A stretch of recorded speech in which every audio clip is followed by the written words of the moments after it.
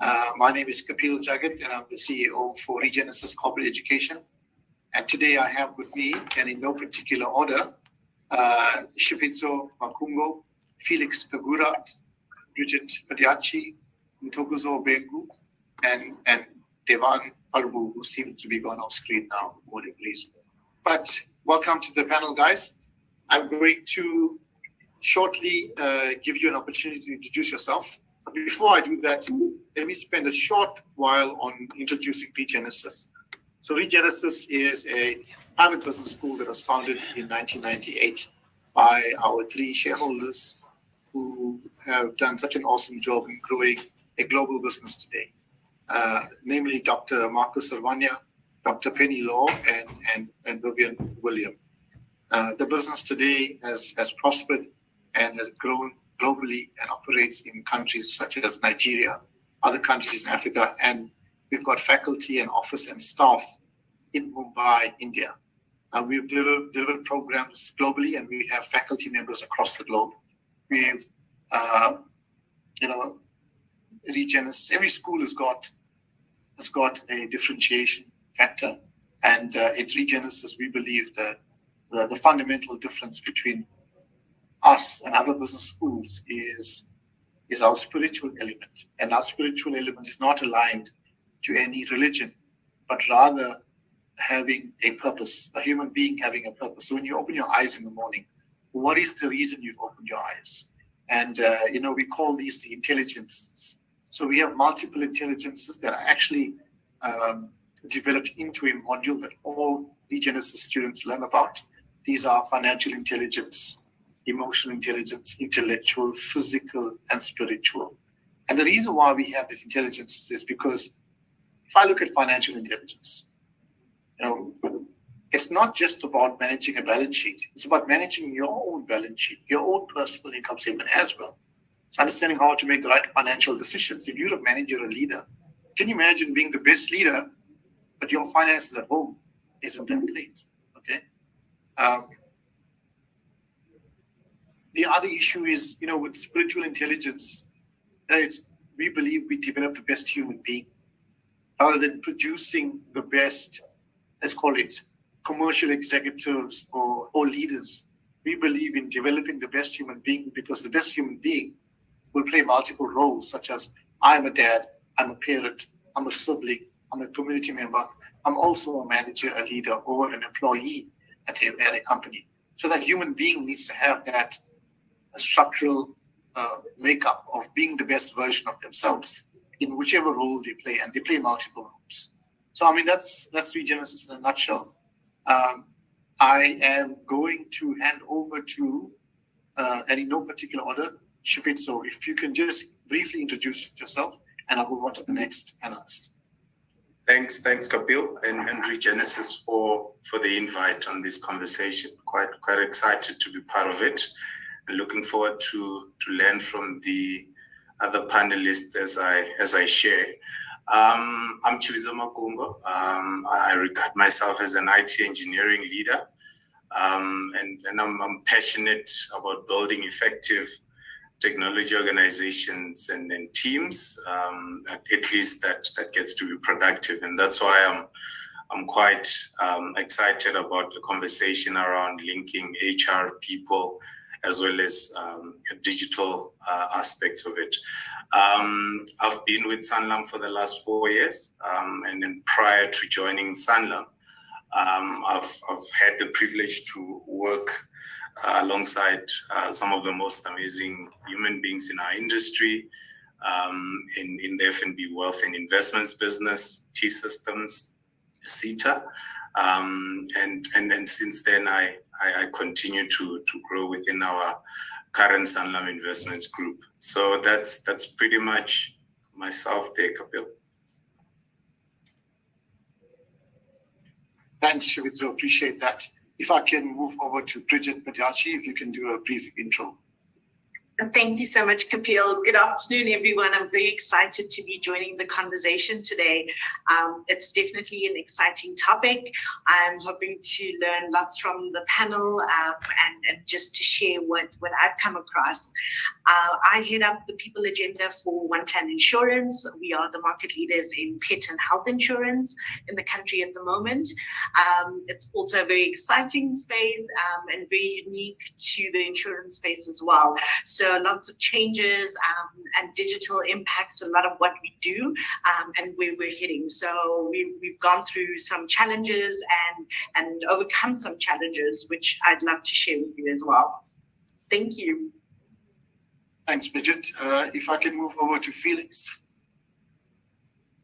Thank you so much, Felix Kagura. I look after insurance in South and Central Africa in the Standard Bank Group. I'm an actuary by training, and before my time in Standard Bank, and I've been there for almost 9 years now. I was in the Old Mutual Group, and that's quite a bit about my background. Thanks. Thank you, Felix.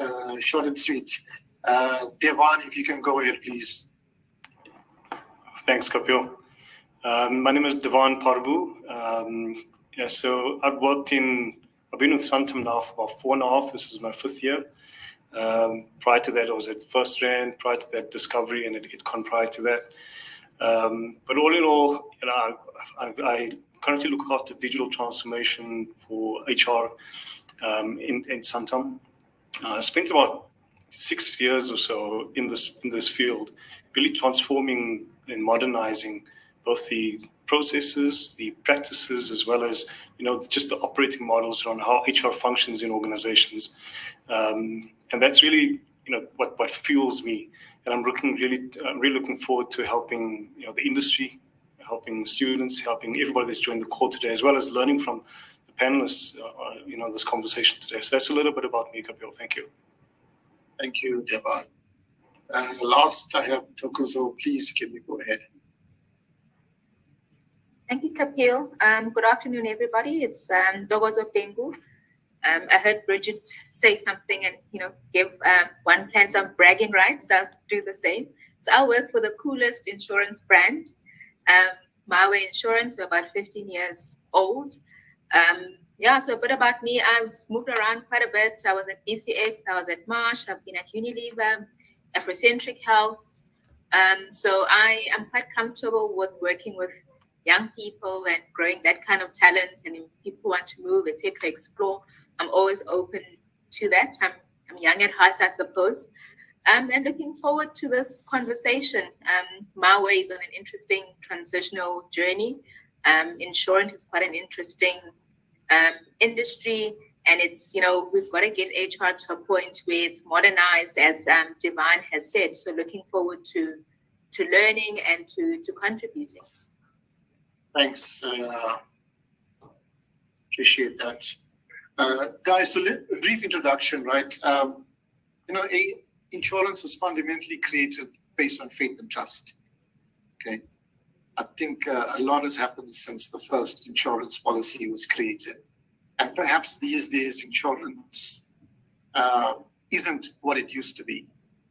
We've got TCF as an example that we all had to align to in recent times. We have had so many unscrupulous, let's call it, claims against and for insurance companies. We've had high turnover in insurance spaces of late. And not to mention, technology has come in and has changed the way the entire insurance ecosystem operates. The way claims is happening is changed. The way payments can happen are changing. The way policies are being written, a lot of things are changing in the insurance space. And I don't think the insurance space is the same as it was 10 years ago. With the advent of AI and the Internet of Things and sensor technology, as an example, you can get a drone to do assessment on a vehicle if you wanted to, But I don't believe any one of us, any of the companies in South Africa are doing that. I could be wrong. If I am, please tell me. So with this fundamental shift in insurance, surely there's a fundamental shift in the way HR is being handled. And HR changes because our business model changes. So my first question, ladies and gentlemen, today, if you don't mind, I will refer to my question sheet. I've got a bank of questions that I'd like to ask you guys. I'm going to direct this question to Devan. Can you explain to us how the current business model has been evolving or has changed over the recent time, say 5-10 years? Thanks, Kapil. Yeah, that's such an interesting question, right? So insurance has come from selling. So an insurance manager selling to, or relationship manager selling to a particular individual in a one-to-one relationship, through to brokers servicing a sort of a network of customers or clients, through to direct. So it's call centers selling directly to a particular client as well. And I think more so, not that I think it's kind of taking place at the moment, right? That direct model of insurance has been sort of digitized, right? So, we've all seen Pineapple, we've seen Naked Insurance, we've seen a host of others coming to the market at the moment. And the peer-to-peer relationship around how I can interact with technology to buy insurance, switch insurance on, switch insurance off, as and when it's required. Myself, so I've got 2 vehicles, but I only use one vehicle on the weekends. And so that vehicle's insurance is switched off from Monday to Friday, and then switched on between Saturday and Sunday. And, that's the nature of how insurance has evolved. It's really taken from, I'm dependent on someone managing my policy, someone finding the best business or the best policy value for me, through to me actually going direct to an organization through a medium such as a device, a cell phone, and interacting with the company based on trust, right? Like you put earlier, right? I trust this organization is not going to let me down when I need it most. And the nature of just the business model of insurance has rapidly evolved. But what I think is important to remember is that each model of insurance has a particular audience. So there's still an audience or a client base that's looking for a broker. There's still a client base that is looking for a contact center. I want to phone into a contact center in order to get the service, or I want to access support on a device in order to solve a request that I have. So I think that what's really important along this evolution of the business model is that we can't lose sight of the customer, and that the customer, whether we are in HR or whether we are in the inbound or outbound contact centers and operations of the organization, or in actually writing and underwriting business, it's important that I remember Adrian Gore once mentioned, you need to taste the customer. And that's how close you need to be towards the customer, right? It's having the ability to understand exactly what that customer is looking for. And I think along this evolution of the business model, what's one constant, and I'm going to sign up for this year, what's the single constant as far as the business model evolution is concerned, is that the customer is still the person that's buying the policy, the person that's creating the perception of trust, the person that you have to build that perception of trust with. And if that perception is destroyed or hampered, you have to rebuild that trust, and that is a lot of work. So it's important that we don't lose sight of that. Thanks, Devan. Appreciate that. I think the customer, when you take care of your customer or you understand his needs, you're always going to have a successful business. And you spoke about a lot of these traditional products have been digitized, and they're almost very segmented products. And if you want to call it pay as you go, with you switching it on the weekends. So my next question is going to be to Bridget. How has this let's call it change in customer preferences impacted the way you hire people for insurance and financial services? Thanks, Kapil.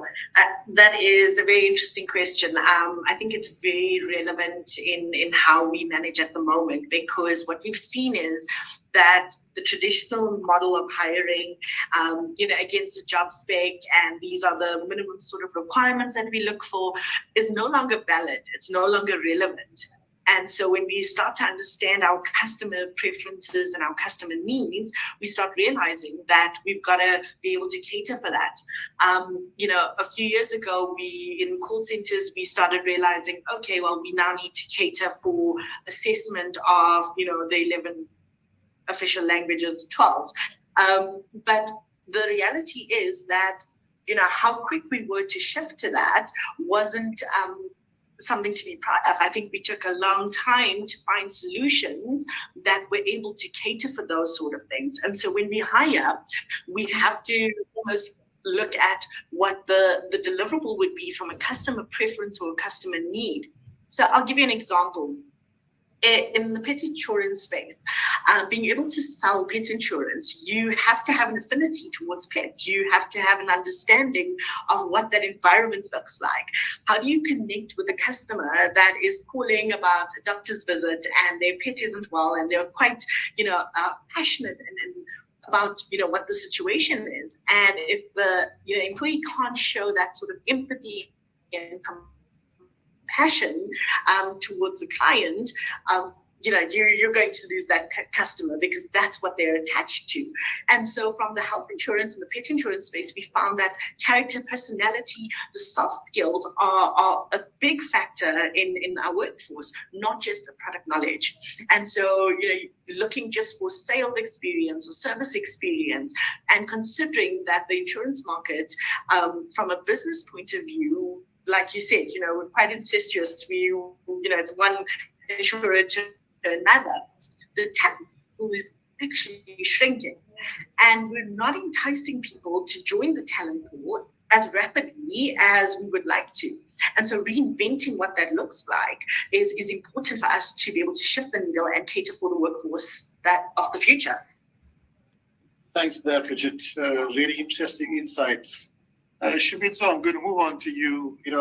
My question is, with the fundamental shift in our business model overall in financial services and in particular insurance and perhaps moving to insurtech, how do you ensure, what role do you play in terms of maintaining and bringing innovation into our business model so we don't get stuck into this new segment of, say, technology and something evolves beyond that and, we're on the back foot looking to hire people. So can you explain to us the role of innovation in your new business model?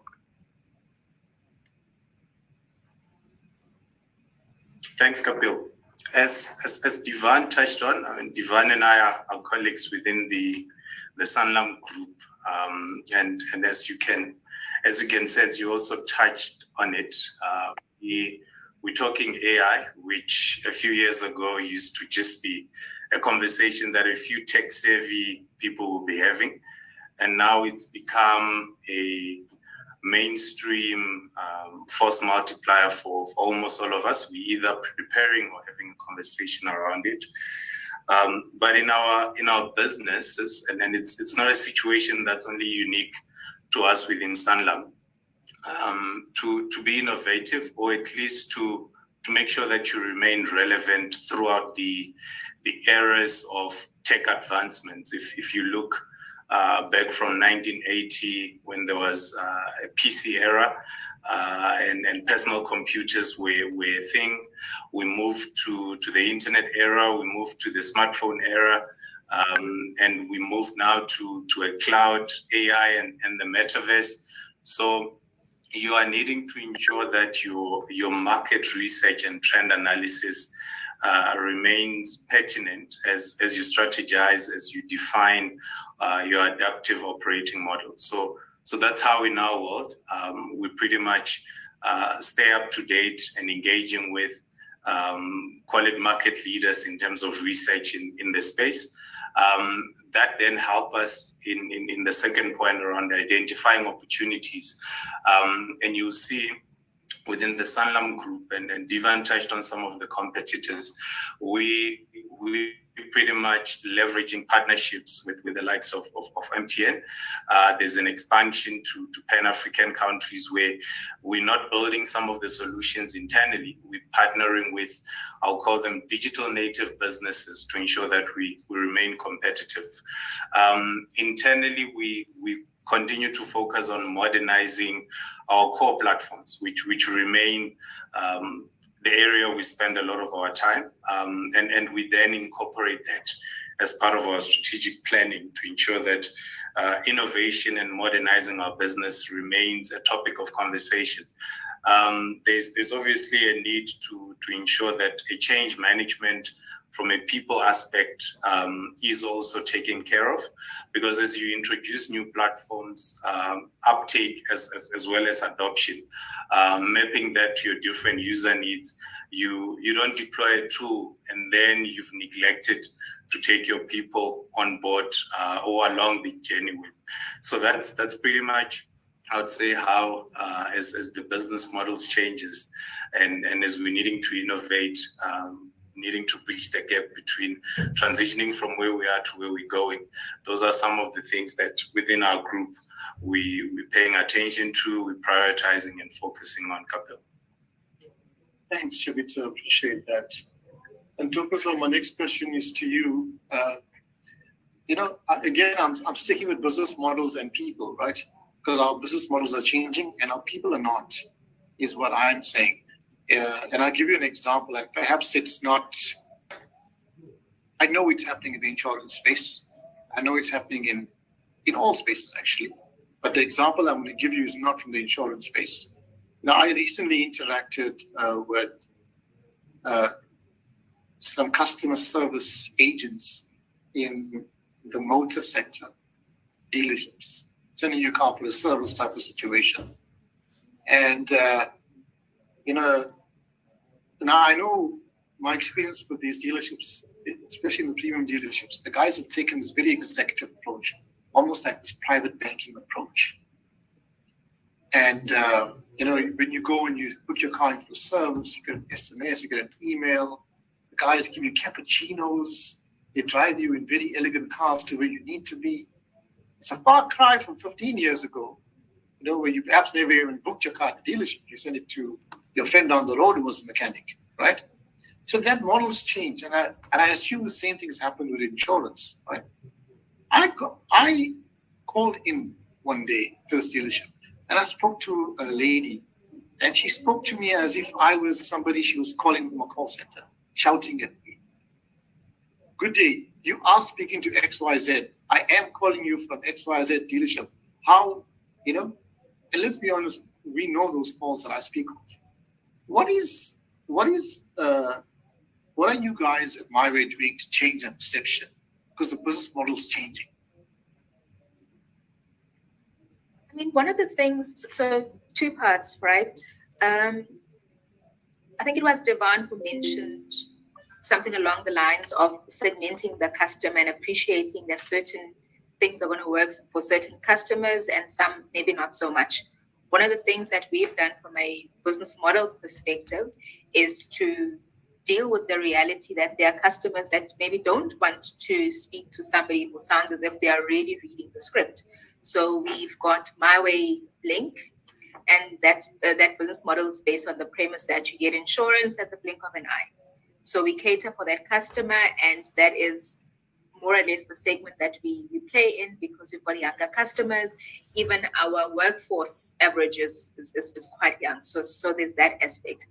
The second part is insurance is insurance at the end of the day. The product is what it is. It is a grudge purchase. So one of the things that we are very mindful of is around the servicing aspect so that, our customers feel as if they're connecting to a human being and not somebody who is, reading off a script.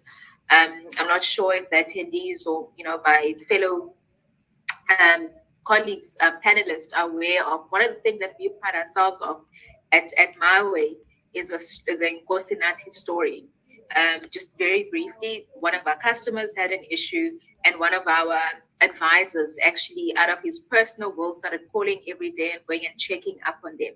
So that starts to spin what the service is about. You know, it has that personal touch. I mean, he did go the extra mile, and that's what, similar to what Bridget said, we look for that even when we recruit, so that we're not just recruiting. We understand that, you know, it's a grudge purchase. We understand that insurance is insurance, but we try and differentiate ourselves from a servicing perspective. And we are aware that there's the pineapples and the nakeds, and we've got to stay on top of things and understand what your competitors are doing in order to be competitive and actually stay in business. Thanks, Ntokozo. I appreciate that. Very relevant. Finally, on business models, Felix, I'm going to come to you. 10, 12 years ago, when we signed up a policy, that agreement was this thick, right? And then we had TCF and all the simplification of policy documentation and policy wording. There's been so much effort put around simplifying the contract. And I think the advent of technologies has enabled us to receive our contracts and policy documents and trails of conversations, even voice logs via email. And my question to you, Felix, is, what was the fundamental shift between the old days of thick policy wordings and long drawn out regulation around how claims and policies are sold to what has happened now? Is there, and my question to you is a very simple question, and it's more based on a public sentiment rather than a person who's an expert in insurance. Is the simplification of policy wording suggesting a lesser quality levels in the way we sell policies and the way we claim against them? Kapil, thank you so much for that question. Interesting question. If you think about that, I'm from Standard Bank, and Standard Bank is a business that is more than 160 years old.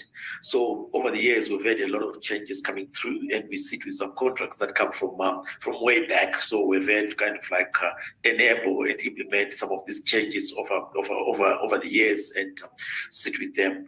I think the fundamental change that we've seen in the industry, in particular, at least in our group, has been the focus on the client. So way back, a lot of the insurance contracting and positioning was structured in a way to protect the organization. It was really a long document and a thick document written by some lawyers, accountant, and actuary to make sure that, if one day we are taken to court, we definitely will be able to come out as the winners. But the thinking is mutated. It is also changed over the time that, and a huge change has been that we by and large are in a view where we are saying, instead of passing a message which just says the client should trust the insurer, we are also saying to the client, we also trust you. And we are also saying that there's a relationship which is ongoing. So if you need more information, if you need a lot of detail, give us a ring, contact us on the internet, go to our website. So the advent of technology and availability of information has enabled these simplified methods of communication, and also created a situation where we don't need to flood you with all the information upfront. It is a whole lot easier when you want to click on the website and discover that this is what you need, and you process that. A lot of the times the thinking in the old world was that when you want to claim, you look for your 160-page document and you go to page 145 and you read about how you claim. The reality is that no one knows that document. They don't keep it. They are probably going to check their email when the document comes, when they need that, and read the document there. And if there's a link, they click on the link and they follow what happens, or they'll call in a call center, or more likely they'll go on their phone and just click where it says claim here, and effectively just give you only the documents that they need. So the thinking has changed largely because of the client, but also the enablement that we now get from technology. And I probably also need to put it across to say technology has also made it easy to get clients' information without necessarily talking to them. So when you claim, we've got a lot of information on you or about you on social media profiles. And for us as a bank, we even have the privilege of looking in your bank account. We can see what was happening in your bank account in the past few days. If you say you were traveling, we can see that we're swiping your credit card in Dubai or in UK and the like. So it becomes far less important for us to ask you a whole lot of other information. So this aggregation of information and availability has made it easier to make our relationships much simpler, and also for us to operate in a much more transparent manner, which exists the trust that should be there in an insurance relationship. Thanks for that, Felix. Brilliant answer. And I think you guys seem to have the edge with knowing exactly what's happening in your customers' bank accounts, right? I remember in the old days, we used to use a system called NADO. And it used to go and swoop into bank accounts to see whether or not they called scrape, you know. Now I don't think that's just in existence anymore. Guys, I mean, well done. We've finished the questioning around business models. I'm going to go into AI now. And, despite my promise, I said I'm going to ask the question and point out who's going to answer this question. That's why I'm going to leave open, because there's a few tech guys in this room, and whoever raises their hand first can answer this question. We started off by saying insurance initially is based on trust and faith. And along with trust and faith comes ethics and non-biasness, and non-discrimination. That's the key tenet of insurance. With implementation of AI systems that at times can perpetuate all of these things negatively, what are insurance companies doing to make sure that these biasness, discrimination, and ethical considerations are non-existent from a negative point of view? So I'm going to leave this question open. Whoever raises their hand first can answer this question. Bill, I can go, and colleagues may add. Please go ahead, Rizzo. Thanks, Kapil. I think in our group, and at least the governance teams, whether it's the architecture forums and design forums that we sit in, I think I'll call it a managed or a guided AI implementation is topical. And how we're going about that is defining guardrails within the group in terms of when you deploy your AI algorithms in our environment for consumption, whether internally or externally. You have to be careful in how the training data that's used by these systems is, I'll call it, I don't want to say free of bias and discrimination, but you collect data that is diverse and representative of the different user groups, the stakeholders and the clients that we pretty much service. And that way you continuously can audit and refine these algorithms to can minimize the bias that you have. Another area, and this is top of mind by our CISO community, our cybersecurity communities around privacy and data security. Felix mentioned that the bank at least have access to clients' transactions, but at the same time, the AI systems or the algorithms that are in use, they require extensive personal data, and locally in South Africa we've got POPIA, and there's obviously a lot of cases just around it, and that raises concerns that we needing to be aware of. How are we dealing with the data privacy and the security issues around it? And there's a need for us to ensure that our AI implementations or any new modern tech, and then recently in the last 2 or 3 years, we had to automate a lot of our processes, and RPA was key. And those pipelines that are now feeding our AI systems have already at least gotten some sense of transparency, and we can explain what the system or the AI tool is doing in that regard. So those are some of the, I'd call it 2 or 3 areas in our group that we needing to pay attention to, just to address the ethics implications of implementing any AI system. Thanks, Shafit. So,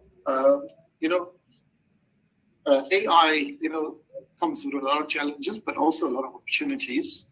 So again, I'm going to leave this question open because, I don't want you guys, if you're uncomfortable answering the question, I don't want to pick on you in this space. So whoever's comfortable answering these questions, please go ahead or raise your hands. This question is around augmenting AI with decision-making in the insurance space. Now, we know, as Regenesis, we recently hosted an event on ChatGPT. We brought an expert in, and we ourselves oriented ourselves around AI and ChatGPT. So we're quite, ahead of the curve when it comes to AI. So we understand, as a business school, we understand it. You can imagine the efficiencies AI can create for insurance workforce. Now, how do you ensure that the workforce is using AI in a manner that's, let's call it ethical, and in a manner that augments their human capabilities with AI?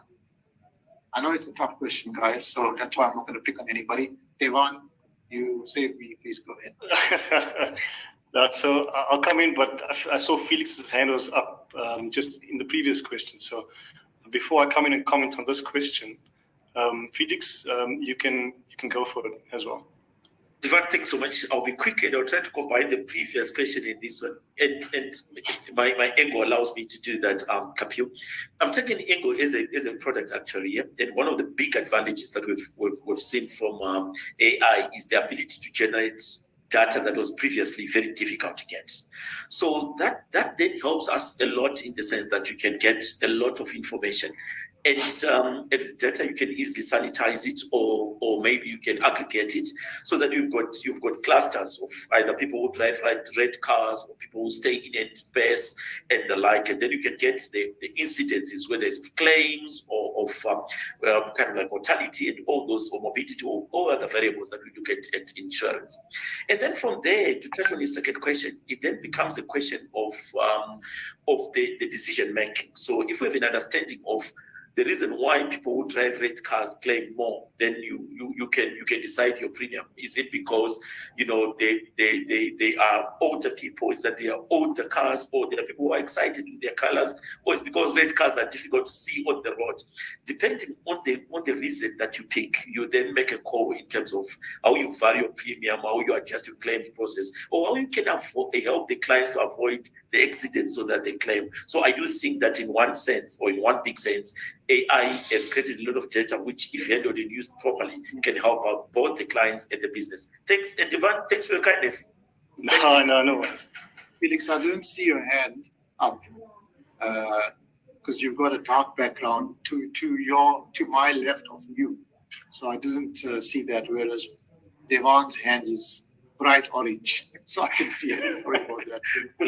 Devon, just again, we're talking about augmenting human decision-making rather than replacing it in a way that it enhances rather than undermines the employee well-being and the customer's benefits.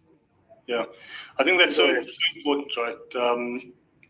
So a few, I think if I'm not mistaken, about 2 years ago, when I first came across GPT-Neo, which is part of the genesis of ChatGPT.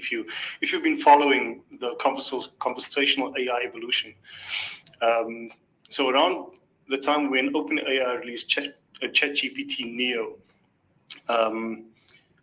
I was extremely enthused by it. Right? I thought to myself, wow! I put together a prototype in 2018 that really augmented the relationship between HR administrators and a new candidate joining an organization. And I'm happy to share what that prototype looks like. It's also on my LinkedIn profile. But, just the nature of how that conversation can sort of land as part of our reality today, considering ChatGPT 3, 3.5, and 4 at the moment. it means that we need to consider technology as a team member, essentially. We can't look at technology as something that is just an enabler to me getting work done anymore. I need to see the technology as part of my team. I need to train it. I need to give it KPIs or give it tasks to do. And if it starts fabricating information, if it starts, like Google, they call it hallucinations, right? I prefer the word fabrication because it's made up information that wasn't trained on, or that provide information outside of the goal or the task that I trained it on. Then you need to sort of pull the kill switch, right? And realize something is wrong in the way in which I trained it. I need to go back and look at what's wrong in the training. Maybe the prompt is incorrect. Maybe we need to refine the prompt. But we need to start thinking about our technology as really as a synthetic team member that I can leverage off to help me be more productive, that can help me be more efficient. And the minute you start thinking of it, remember that's a cognitive process that you're switching, right? The minute you start thinking about technology as part of your team member, it's almost as a synthetic human being. That's when I need to realize that it's not there to replace me. Right? The fear factor that sort of is really rife in society at the moment, like it's replacing jobs. IBM has paused hiring on administrative and back-end staff members, right? And HR is part of that. The minute it really sends fear rife into society. But the minute I start thinking of it as a team member, it means that I can now I can sort of leverage the capability in order to enhance my productivity. It's going to make me look good. It's not going to replace me. It's going to make me look like the best things in sliced bread when it comes to a digital analyst, a contact center agent, a recruiter, a learning and development specialist, considering HR. And it's going to help me be a better actuary from a data modeling, forecasting. We're talking about mobility and mortality and really building these models that help us reach the customer better, right? It's there really to enhance your capability. But the minute if you don't look at it as a team member, then and there's some actual academic research that sits behind this sort of notion of, and part of my MBA studies is part of this as well. The minute you start thinking about it differently, it changes your thinking pattern when it comes to how you change your response to leveraging the capability. I'm going to pause there. Yeah, 2 points. Are you doing an MBA through us? Henley Business School. Okay, maybe we'll change you. I like your point around synthetic team member. They say that your job won't be replaced by AI. It'll be replaced by somebody who knows how to harness the power of AI. Yeah. Thanks for that. Bridget, I see you've got your hand up. Yes. So thank you for setting up what I'm going to say with that comment, Kapil. Divan has touched on some really interesting elements of this. If we talk about AI and augmented reality, the reality is that the metaverse is going to be our marketplace. And what are we equipped for that? With the likes of JP Morgan and PwC and Adidas already having this virtual real estate, how are we gearing up for what that looks like? And so when you bring it back to a South African context, that digital divide from a skills perspective is much wider than what we anticipated. And so innovation and curiosity are key skills that we should be, training on and developing for our people, because that paradigm shift will allow them to view AI as the synthetic team member and to envision a world with, AI and sort of tech as a whole as an add value as opposed to a partner as opposed to a replacement. And I think we're so easily fall into the trap of listening to the trends. So what's trending today? Okay, ChatGPT is going to replace all our jobs or HR jobs, and all the mundane routine jobs are gone. We don't need PAs anymore. We don't need HR administrators. So what am I going to do? The reality is that if we are able to understand that we have evolved as a species and learned It's the same thing that is expected of us. And so how we equip our workforce and how we develop skills, I think that is going to be key. So the softer skills that I spoke about earlier talks to the change management, the resilience, the curiosity and innovation really. Thanks, Bridget. At the risk of lingering on, I think Tokozo has got a hand up. I'd really like to move on from this particular question, but Tokozo, I'm going to let you have your say. I'll be very quick. Thanks, Kapil. If I look at my own personal experience, right, here at My Way and my previous role where I was HR executive at ECX, I've personally utilized AI to enable me to change the operating model within HR and also to empower, people who were previously in roles such as administrators. So they were able to change their careers and rethink their careers and to be able to elevate and move on. So that's how personally, simplistically, it's been helpful in my lives and the people that I've worked with. Thank you. Thanks for that, Tokozo. Guys, I want to move on to a new topic, and I know AI is a trending topic in almost any industry, especially the use of AI and ChatGPT tools and so forth. But I want to talk about the generational gaps in the workforce, or the different generations in the workforce. In our introductory conversation before we went live, I was alluding to, working with a 22-year-old for the first time. Whereas my entire career, I always worked with people plus or minus a reasonable age gap, from my age. Now, the comment I'm going to make here is around the skills, the different skill sets that are coming with the different generations that are entering in and exiting the workforce. So my question is going to be to Felix. We've got the younger generation coming in with a completely different set of skills that the exiting generation has. How do you balance what is being exited and you retain that skill to what is coming in where you don't have the skill that you've got the tech skills, but perhaps you don't have the subjective skills that the people who are exiting have? Can you just talk us a little bit around that sort of skills balance? Thanks so much. That's an interesting question, and it's something that we spend a lot of time looking at in the Standard Bank Group. I think fortunately for us, we always dealing with different versions of diversity. Take into account we are a bank that is in 20 African countries. We have got a presence in the UK, China, Americas, and the like. So we generally have to spend a lot of time having a sustainable, gradual but constant method of teaching and reteaching ourselves, learning and unlearning different things. And then when we focus on the generational kind of like gap, one of the things that we've started doing across our group there's been a lot of training on a couple of digital platforms and digital teaching methods to Grid, Salesforce, and the like. And we do expect this to touch everyone across the organization.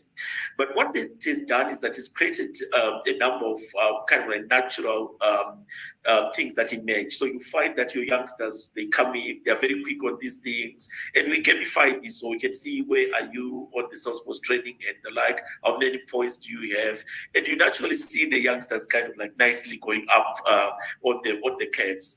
And what that has helped us is that when we need kind of like the older people, and a lot of them sit kind of like on the higher ranks within management and the like, and we naturally kind of encourage them and say, we need you to be leading the way, we need you to be demonstrating that you're playing your part. And what that creates is a situation where the older people need to sit with the youngsters and start discussing, how do I get this, how do I work this little model, how do I create my model to come through. And those discussions naturally open the doors for the youngsters as well to learn about what the older people are doing and the like. Having said that, we've also maintained some of the kind of like the classic and the older methods of teaching. So we still have kind of like class kind of like classroom teachings and the like. We still have a big training center in Joburg, the Global Leadership Center, where we send the people in to train. But what has also happened is that when we normally just create the class, and this class runs a lot of the times, many times virtually. So we do have a lot of virtual classes that runs. We do get kind of like experts from different universities, sometimes across the world, that teach people. Some of the lessons that they are virtual, some of them they are physical. And those spaces creates chances and opportunities for people to learn, in particular, kind of like the other skills that we need, effectively the older people, the experienced people, to pass on to the youngsters. And we still retain those spaces to ensure that, we've got spaces where people are being taught and trained in those worlds. So that blending and fusion of the methods is the main method that we are using to try to ensure that we've got the trainings happening both ways. Thanks for that, Felix. My next question, I'll ask the question and then I'll point out who's going to answer it. When I joined the workforce only 20 plus years ago, that manager who was 45 and above is no longer in the workforce, right? So, diversity and inclusion from then up until a certain point was a big thing, in the workspace. Now, with the younger generation coming in, and this is an assumption I'm making, diversity and inclusion is something that they have grown up with. They have grown up with a more diverse workforce. They've grown up in a more inclusive society, right? My question then is going to be to Thokozo. How long are we going to push this diversity and inclusion, let's call it message, when we are growing up in this society and we are quite diverse? And I think our society, now and in the foreseeable future is going to be quite inclusive. And how is it different? Perhaps there's a set sort of demographic that you guys are working with in the financial services or insurance space. Give us some insight around diversity and inclusion and insurance. It would be unfair as an industry and perhaps as a society to put some kind of end date, because we are forever learning, relearning, unlearning, etc. And the landscape keeps shifting. We always talk about diversity beyond numbers, because in the country that we live in, there's the reality of the numbers. So you can have some level of methodology in terms of getting the diversity, but inclusion is can be a bit more intangible. I'll give you an example. In our HR team, we've just recently hired a lady with a disability. So we've got a very young, sort of relatively, I don't know, I still think of myself as young. My 20-year-old intern refuses to believe that. So we've got a relatively diverse team, and we hired a lady with a disability, and we're having some level of activity in one of our team meetings. And the three of us actually had a conversation afterwards to say, in as much as we work in the space, we're conscious of these things. It took a few eye contacts for a few of us to realize that we had excluded, by the nature of the activities that we were doing, we had excluded the lady that we've just hired who has living with a disability. So if we were to say that next year, perhaps, we're cutting off the diversity conversation, so the inclusion conversation, it wouldn't help. If you think about an entire HR team, we plan an event, and only at the event we realize that maybe the inclusion piece, we have not really considered it as well as we'd like to. So it does need to be continuous as the workplace continues to evolve. Thanks for that, Thokozo. I'm going to move on to talent management and platform usage. In this post-pandemic era, we have, as a businesses, we've been forced to collaborate on many platforms, right? And if we think about talent management over platforms, how do we as HR professionals ensure we get the best out of our people, considering we're working on platforms like Zoom or Teams, or we're collaborating on on Slack or some other electronic platform, and it's almost impersonal in certain situations. Now, how do we ensure that human touch is always there? How do we ensure effective talent management across platform usage? And I'm going to direct this question to Shivizo. Thanks, Kapil. I think in my official job title, I've got application platforms as one of an area of focus at work, and it's quite interesting. But in our group, Kapil, we pretty much challenged to continue to prioritize a hybrid or a flexible way of work, and that means the infrastructure or the underpinning platforms where a back office staff member comes to do work, or where you need to do synchronous or asynchronous engagements, whether it's on a messaging platform like Team, like Zoom, as we're doing now. You want to get to a point where you start accessing the insights, and we've got this data now over a couple of, call it 2-3 years now post pandemic. And from that data, you want to now start getting into the analytics around the different user groups, the different teams. We have investment professionals, we have actuaries, we have a dealing desk, and from that data, you get a sense of how, or even access to some real-time feedback. As now on the chat, you're getting a question that someone is asking, you can pretty much get to pivot to address that question. So to ensure that the platforms that we're deploying are fit for purpose, we're needing to understand that in the world we live in, your work is no longer limited to a laptop.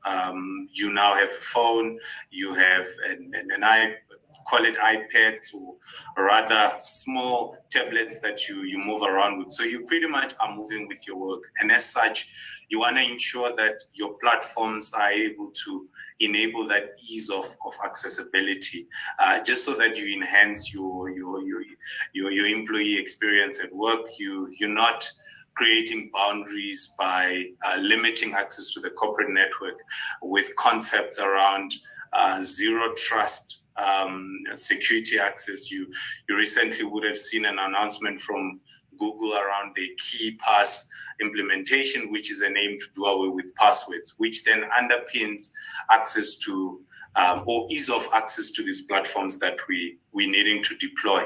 And I think those elements around how best do we ensure that your talent acquisition is streamlined via the technologies that we use within the group.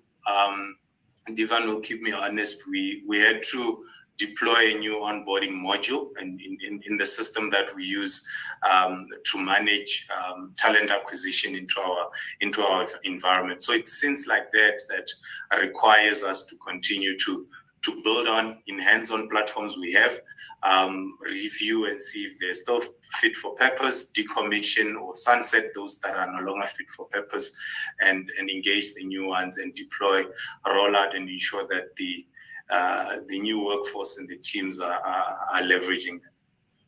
Thanks, Shivizo. Leading on from that, these platforms really play a large role because our world of work has changed. The working model has changed. And I'm going to make a long statement on this point because, I have a very strong view on it, but I won't air it just yet. The hybrid systems come in place. Some people are working exclusively from home. And, some companies have asked the employees to come back to work. I don't think we know what the best solution is, but here's my statement. COVID has forced us to work from home. And when we were forced in this position, we realized there's a whole bunch of benefits. We, as employees first, and as companies, we said, hey, we equip them with laptops and Wi-Fi and a few other security devices. I don't have to pay rental anymore. And if I don't have to do that, you can stay at home and you can have all the benefits of working from home, picking up your kids from school and perhaps doing a few other errands within reason, and saving on sitting in the traffic and what have you. We all know that happens. And my statement is, our companies, perhaps those companies working exclusively from home, are they perhaps missing something?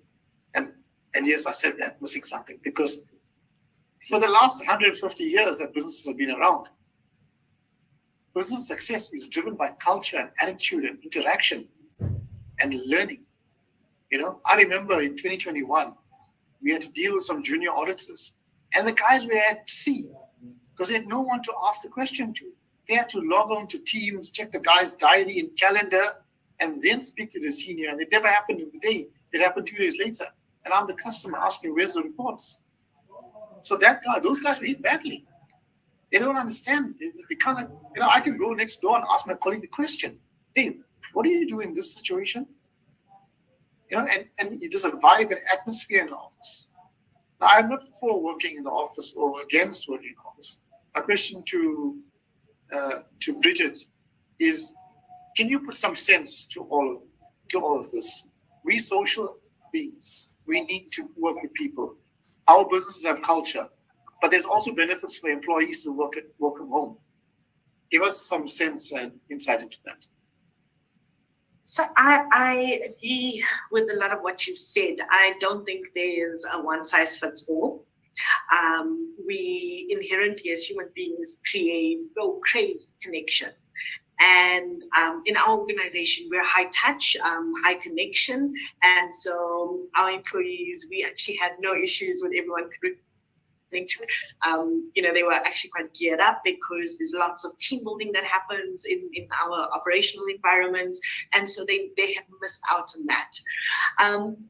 But there are benefits to both. And it depends on the areas that you work in. And so I think it's very much circumstantial as well. So the benefits would be that a lot of people got headspace, time to think and, the ability to focus and be productive in certain areas and certain times. But then the adverse to that was we actually spent more time on Zoom and Teams calls when we worked remotely. Versus being in the office. And so we can debate the benefits and then, the disadvantages that we've experienced, because I'm sure everyone, on this call has experienced both sides of the coin. But the reality is that as South Africans, we want to engage and we want to connect. And so having a workplace that we are able to actually go to brings a sense of belonging for us. It drives that purpose that we're looking for. And I find that people crave that and people want to be affiliated and attached to a purpose or to some meaning in terms of what they're doing, and not just in a work from home space, which doesn't set any boundaries for them, right? And so I think most organizations are keen on maintaining a physical presence. Those that reduced office space I know a few organizations that are actually seeking out office space again, just so that they can reconnect and are able to expand their operations. The reality is that, I read a recent article that 900,000 South Africans have actually, looked at work across the globe. And so they work remotely. And we've lost that talent in South Africa. And so how did they, feel that connection? So we have to find ways, if we're looking at a global market, and I'm sure Felix will concur, for an organization in multiple countries, we have to be able to adapt and be able to still find purpose and bring connection to our people and help them, feel motivated to do what they're doing and feel a part of what we're achieving and the successes that we have. So it is a tough job. And I don't think it's just an HR job either. I think it's a leadership job. So it's across all levels that we need to be able to have that connection and feel that sense of belonging and inclusion. Thanks for that, Bridget. We've got two eager hands up. I see Devan's hand was there first, so you can go ahead. Thanks. I'll be very quick. I think that we need to rethink connection indifferently. I think, and it's probably a controversial statement I'm going to make, but I think that we think about connection in a binary way, and it's not the case. We're thinking of connection in like as like I need to see someone in order to connect with them. But that has changed because for the first time, people have access to people that previously would be in meetings. I can't wait. I need to wait till Devon gets out of the meeting before I need to talk to him. I can shoot him a Teams message, and he could respond not necessarily in the meeting because that'd be poor meeting etiquette, but he would get back to me in a very efficient manner, right? I think that, and I'm going to sign off for this point, and it's a lens to look through. I'm not saying this is an answer, right, or what I've said is an answer. I think it's a lens that we need to look through, because if we continue to think of connection as binary, we will make leadership decisions in a very binary way. It's like if you think about the financial collapse in 08, the leadership structures thought in a very directive way. We need to get out of this financial crisis. So let's act in a way that can get us out of this financial crisis. That behavior, that directive leadership capability was not sustained, right? It ended once we got out of the financial crisis. You can liken the circumstance very similar to pre-pandemic, post-pandemic circumstances, right? I think that what we are seeing from a leadership point of view is we are making decisions based on a previous contextual paradigm, and that needs to change. I don't have the answer to that as well, but we need to explore what this new context demands from us from a leadership perspective. And unless we actively engage ourselves in that dialogue and have some level of catharsis amongst that domain, we won't change. And I know you mentioned earlier, Kapil, that the business models are changing, but people are not changing. I think that if people don't change, our businesses won't change as much as our business model has changed. I don't think if people don't change, we won't see change.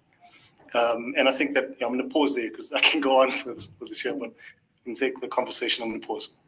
Thanks for those comments. Definitely insightful. And Thokozo, you want to say something? Yes, thanks, Kapil.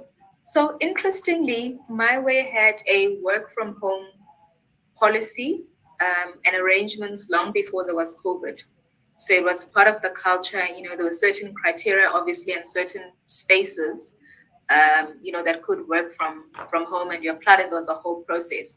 But we found that post-COVID, we struggled quite a bit. So we also then decided that we're going to, call people back into the office and, make certain special arrangements for your actuarial spaces, IT, etc. If you walk into an environment, there's a certain, you spoke about a certain vibe, a certain excitement about our space, about our culture, and we're quite agile. So we struggled with that, and we found that our people did struggle with connection, and that's part of the feedback that they gave us in the different surveys that that we put out. So in our space, even though we were not very conservative, and people could work from home, post-COVID, our people struggled, and it did impact the culture, and we, still work in progress for us to recover. Thank you. Thanks for that, Thokozo. I think we, some of my previous companies that I've been with, we had similar experiences to what you've had in my way. There was a culture of working from home before COVID, and there wasn't enough traction. It wasn't catching fire. In the sense that the coordination, collaboration wasn't the greatest. And suddenly, COVID came, and guess what? The collaboration, coordination was even better than it was in the office, because I think people then had something to gain from this, something tangible. So they put in all the effort, both employees and employers. And unfortunately, it took a catastrophic event like the pandemic to make us see this. Guys, I'll move on to another section of questioning, and it's about insurance and expanding your workforce. And when I say workforce, I'm not saying hiring more people. I'm saying this is an impression that some of the public members have around insurance, especially would-be job seekers, that you only hire from another insurance company. So as an example. And this is just a hypothetical example. If I was selling coffee, on the roadside, and my business grew. I would hire somebody from any industry, so long as they know how to sell and make coffee, right? And in insurance, for me to find a job in insurance, I need a qualification, which, by the way, Regenesis can get you. Whether it's a BCom or a BComt, and we soon we'll be getting hopefully RE5 and RE1 very soon, and even some instant learnership. So guys, I'm going to reach out to you. Now you need these regulatory qualifications. Then, when you get into insurance, there's supervision and non-supervision, and calls are recorded. So what you guys tend to do is shop around in your competitors' offices, staff. Why are you not, and I could be wrong, this is just a view and opinion, why isn't the insurance and financial services sector in general expanding their workforce? Going into retail, as an example, to get staff. And this question I'm going to pose to Felix, because he sits in both financial services, which is perhaps banking, and insurance. And I know for a fact, it's not easy to get into banking. Thanks, Kapil. And I am actually taking again a continental view here. In Standard Bank, we say Africa is our home, and we drive a growth. So your question, it takes actually an interesting context when I think about it in the different countries where we operate in. There are geographies where we struggle a lot when we lose an individual on the insurance side because the insurance market is small, and we don't have the luxury that we have in South Africa, where we can always get someone from my way, from one plan and the like, because the industry is not so big. So I do think that there is quite a bit, at least in our world, when you think of us as a group, we do have Liberty and a lot of other financial services brands within our group. We see a lot of people moving around within the group and within the industry itself. But I think your second component of the question is more difficult, literally breaking across, that boundary of the industry into other industries. Part of that is because there's a lot of the specialist training that you mentioned about. Quite a bit of that is legalistic. We quite a bit of that is technical. We rely a lot on the training that we get on the job, but fortunately there are training institutions like yourselves who are also training people, and I do think that you guys have got quite a bit of a big role in terms of helping us to train people, maybe beyond the legal qualifications that we need to deliver the roles. I do think that the tech industry has started breaking the boundaries quite a lot, and I've heard, and Google says it no longer requires a degree and all those type of things. So they've been doing a lot in terms of breaking the boundaries. We still think that because we are an industry that relies a lot of on trust, and in some of our products, you have to trust that we will do what we say we would do, even when you are no longer around. The clients would require quite a lot of assurance that the person that I'm dealing with is quite well versed in what they're talking about, and they're quite dedicated to this space. So we do think that specialization will always be important in insurance. I don't think the loyalty or kind of like the sensuous nature is crucial, but the skills are critical. What is happening though with the changes in technology and the like is we are starting to see a lot of skills being transportable across industries. So we think that you see more people changing industries into our space, and we think that this use of AI and the like will make it a whole lot easier, because a lot of information will be sitting in the industry. We'll see that coming through. So I'm looking forward to the future. I think you see more mobility, but for now, I think we agree that there is still quite a bit of a rigid environment around us. Thanks, Kapil. Thanks, Felix. Very exclusive culture in financial services, exclusive and insurance. And I think it's time that that barrier is broken. We spoke about diversity and inclusion. And diversity and inclusion includes what I'm saying, right? Thanks, Felix. Bridget, I see you have your hand up. I just want to add to what Felix is saying. So in the last few years, there was a talent exchange between Vodacom and Tiger Brands. They piloted this model where they were able to exchange talent in different areas, and they gained immense knowledge from actually having this program. I've been doing a lot of research around this. I truly believe that the success of this sector is going to be dependent on how we collaborate and how we embrace doing talent exchanges. If you look at a call center customer service environment, one of the greatest ways to benefit how you embed a service culture is to introduce them to a retail culture, because face-to-face is completely different to dealing with someone over the phone. And, telephonically, or through digital platforms, there are a lot of things that you don't have to experience. And so in the retail environment, it's a lot more rigorous, the training's a lot more rigorous. And if we can transcend those skills into our workforce, you have a diversity in thinking, which is critical to us actually expanding our sectors and industry and ensuring the success of it.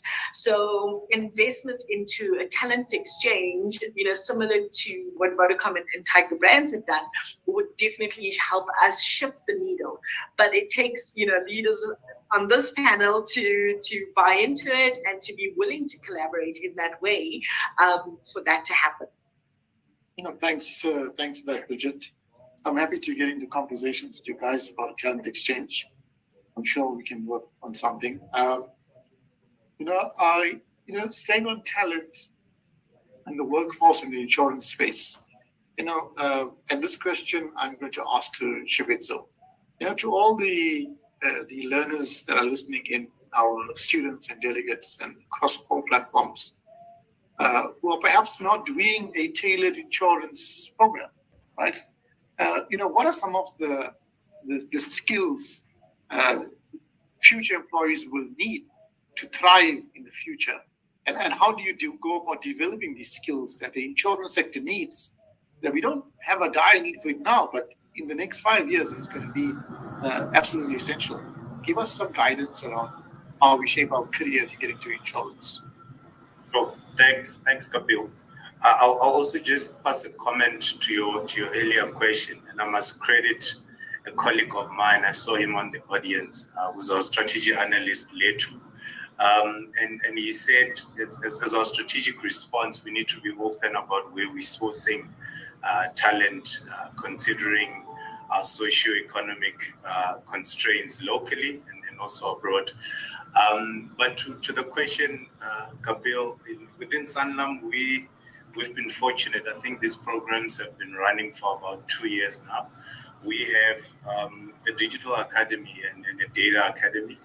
And there we invest or we get pre-work with people from varsities and schools as part of a talent pipeline that comes, and we train them up into the skills that we need, whether it's to our data teams, data scientists, or our digital competencies.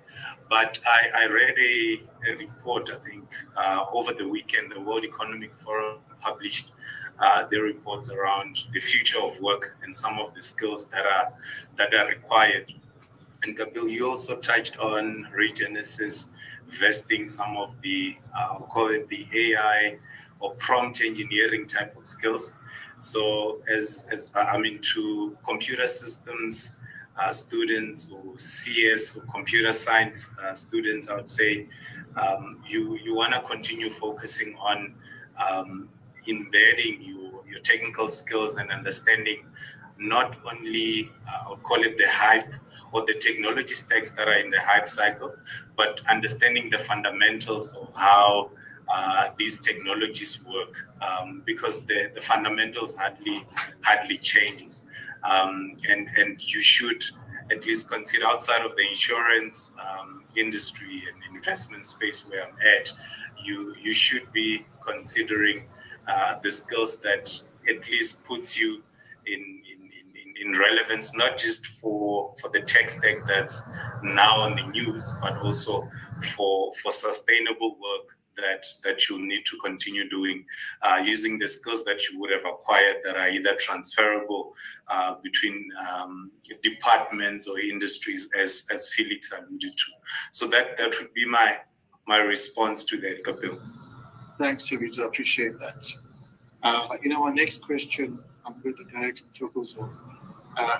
Similar question, but focusing on the now rather than the future.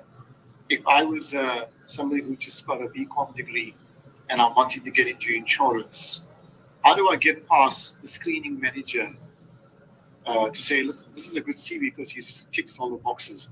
What are you guys looking for when it comes to insurance on a CV? Just generally speaking, not for any specific position. So on the one end, I think Felix alluded to it, that there's certain realities or status quo that you can't quite run away from. You obviously want the best match or the best potential match. One of the things that we are doing in our actuarial space that we're doing quite differently is we run hackathons for the actuarial space. So instead of putting up a job spec that says what you need to have, we run hackathons. And that's how it's one of the ways that we hire. We've got one running now, by the way. Okay. No, that's great. But listen, let's say I'm a guy who's finished a learnership. I don't have any technical competencies in IT or software development, but I, for some reason, want to get into insurance. What are some of the basics that you would look at, that will take me to the first round of interviews, as an example? I mean, one of the things that we are running, with my team, it seems very basic, but we're running engagement sessions where, for example, we teach our employees how to prep for an interview, how to, get your CV right so that you get the right level of interest. And I think it's also about taking the initiative. I'm looking at the number of participants here. Sometimes about taking the right initiative, going to companies or going to the departments that interest you. I mean, my personal capacity, there was a point in time where on LinkedIn, there was a young man who shared around how he'd gone and camped at, certain companies, etc. And I messaged him on the side and I said, I looked at your profile. I think it could do a bit of work. I'm willing to connect you to somebody who does LinkedIn profiles and CVs, etc., so that you put yourself in a position to best compete, especially at a more junior level, because you're going to you don't have the experience, but there's something about your profile and about your eagerness that's got to speak to a certain kind of space. And just very quickly, Kapil, I worked at SuperSport at some point, and one of the things that always speaks to my heart, myself and the then learning manager, we went to a meeting around the campus, and there was a guy who helped us park the car, car guard in the campus at MultiChoice. And she shared with me that, this guy actually has a qualification in media studies. So when we're done with the meeting, we actually got him into the car, got him into our building, went to the head of production at SuperSport, and we said, this guy has this qualification, but maybe there's something in his formal CV or the way that he's been knocking on doors that's not quite working, but he's got the right attitude. He's forever asking if there's opportunities. So, between the three of us, can we help him out? And that's how he changed his life. And then he became a production assistant and then grew up the ranks. So I think it's a certain level of initiative and trying to do certain things differently, even though you might not have the right experience, etc. Thanks for that. It's 20 past now, and I want to start wrapping up. But I see there's a question in the chat. It's a step away from HR, but I'm going to ask the question anyway. And whoever wants to answer it, you can please go ahead. The question is from anonymous attendee. I am interested in the risk of stokvels. The South African market is said to be around 44 billion rand. Has any insurance thought of underwriting in that industry? And as somebody who's come from insurance, I know it's something that we always spoke about and discussed and even dabbled in. But I'll allow you guys who stayed in the industry to perhaps get into questions. Thanks. If you allow me just to give it a shot, I think Divan also got off mute, so you might want to weigh in on that. So I'll just make 2 points. So definitely one thing which is one industry that has managed to capture a good portion of that is the banking industry, right? A lot of the stockholders have got bank accounts. And then the next question becomes the insurance industry. A lot of insurers do have a Stokvel type of products.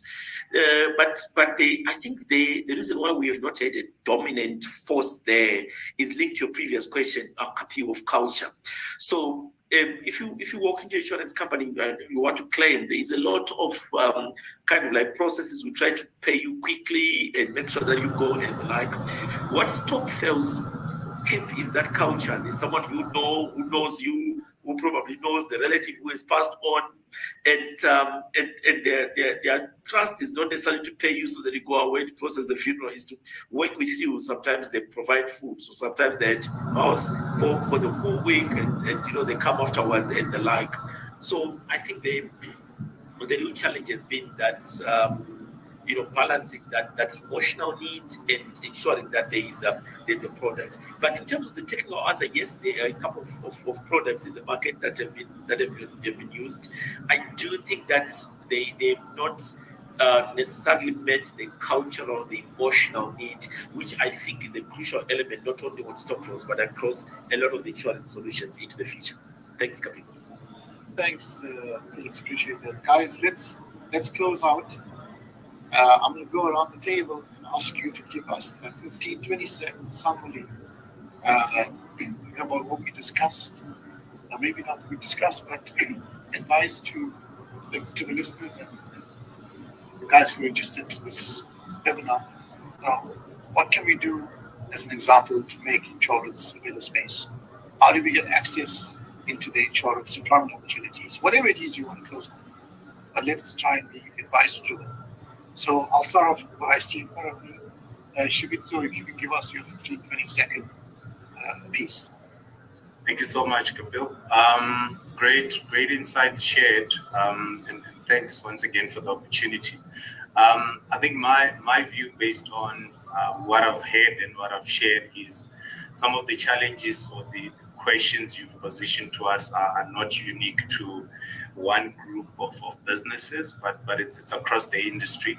So the recommendation I would have to everyone on the call and those that will watch later on in the recording is to ensure that your HR or the people and the talent, as well as the digital advancements conversation are a regular part of your agenda, your prioritization discussions, and then obviously how you do your financial planning or how you fund some of those initiatives. So I think that's one key takeaway, which then sets the tone strategically across the organization from there. That would be my one parting shot, Kapil. Thanks, Shivitso. And next I've got Felix. Thanks so much. I think I'll just make 2 points. I think what is important to the people in and joining the industry is that what is going to be important is that our ability to learn and unlearn. So previously we learned so that we could apply what we learned at school for many years. In the new world, we need to keep on learning and going forward. And then my second and last point is on creativity. I do think that the industry is ripe for disruption, and I think there's a lot of opportunity for creatives and people who are creating, whether they are creating products, whether they're creating programs, whether they're creating solutions or technological solutions. But I think there's a lot of change that is going to be championed by people who are creative. So all the best to the ones who take up the challenge. Thanks. Thank you, Felix. Appreciate that. Over to you, Bridget. Thank you so much. I think this has been really enlightening. I've learned a few things. It was really great to share. I do believe that the industry has so many opportunities that we can actually take advantage of. Collaboration is going to be critical for our success. And for those that are wanting to join the industry, InSETA is doing some really great work on the digital front and in terms of, the internships and youth employment sort of solutions. So definitely encourage, the young people to get involved in those things, and organizations as well, and the people that you network to also get involved. I think the way in which we structure our business models and our hiring processes are going to encourage more people to join, and how we market ourselves. Insurance can sound very boring, and so marketing is critical. Employer brand is critical to the survival of our workforce. So thank you very much and good luck. Thank you, Bridget. Ntokozo.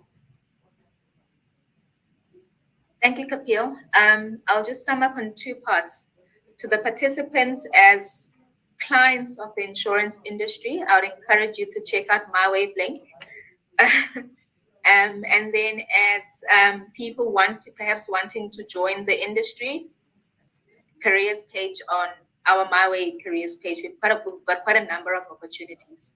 And thank you, Kapil, for this opportunity to share and to learn. It's been very insightful. Thank you. Thank you, Ntokozo. I've got Devan, who's last. Please, can you go ahead? Sure. Thanks, Kapil, for hosting us. You've done a great job, and then just very humbled that we could be part of this to contribute to the body of knowledge. Right. So thank you so much. I'm going to sort of part off on a philosophical note. Businesses don't change. I believe that fundamentally. I believe people change, and digital transformation requires that you change and move from one state to another. So change amidst two things: fear or hope. And we can choose to be fearful in the change, or we can choose to be hopeful in the change. And I think as we navigate through this world, which is changing really rapidly and aggressively, we need to understand why we choose fear or why we choose hope. So I want to part off with that there. We need to understand our responses. Thank you. Thank you for that, Devan. Guys, it's been an awesome journey with you. I want to end up with a few points. And, as a business school, we're obligated to contemplate on all industries, not just insurance. And when the guys asked me to do this webinar, I started to contemplate on the insurance space. And I looked at it from different angles. Having been fortunate enough to have started my career in insurance, so I have a bit of knowledge. But I think insurance is at a precipice. The industry is at a tipping point, in my opinion. And I think insurance has been very innovative in the past around products and very segmented products, but that's purely volume play. And I think that time is coming to an end. I think the rapid change in customer preferences is going to force you to shift your business models and the way you go about acquiring business. I think the disruptive nature of technology is going to create a lot of opportunities and efficiencies for insurance companies and for customers. I think ultimately that disruptive nature will benefit the customer. It will benefit you. But I think you need to balance that, a very fine balance with the regulation in the insurance space. And we all know how tight the regulation is. And lastly, I really think that, for insurance to become next level and to truly transform themselves from the traditional insurance company into a, let's call it, fresh, exciting, innovative, new type of insurance company, you have to expand your workforce. You're going to have to look outside the insurance space because you don't know what you're missing out on. That's my closing comments on the insurance space, and happy to get into deeper conversations with you guys about it. But other than that, guys, it's been a blast. I wish you all the best, and you guys have been great panelists. Really great insight. Cheers, guys. Bye-bye. Thanks, Kapil. Cheers, everyone. Cheers, everyone. Bye. Bye.